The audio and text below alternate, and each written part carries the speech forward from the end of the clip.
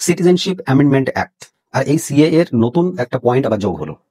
এতে স্বস্তি পেল সেই সমস্ত সংখ্যালঘুরা যারা বাংলাদেশ, আফগানিস্তান এবং পাকিস্তান থেকে আমাদের ভারতে আসছিল।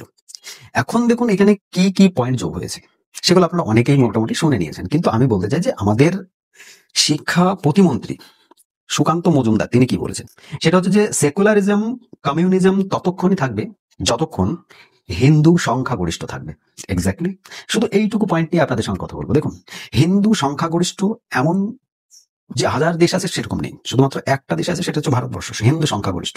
আর একটা আছে আমাদের পার্শ্ববর্তী, সেটা হচ্ছে নেপাল। সেকুলারিজম, এই যে সেকুলার বলে আমরা নিজেদেরকে পরিচয় দিই, এটা সেইখানেই থাকে যেখানে হিন্দু সংখ্যাগরিষ্ঠ থাকে। না হলে দেখুন 1947 সাল, 1945-47-এর মধ্যে কিন্তু বাংলাদেশেও 40% অ্যাবভ ছিল হিন্দুর সংখ্যা। তো 40% অ্যাবভ যখন হিন্দুর সংখ্যা ছিল, সেই হিন্দু আজকের ডেটে বর্তমানে বাংলাদেশে 4 to 5% দাঁড়িয়েছে।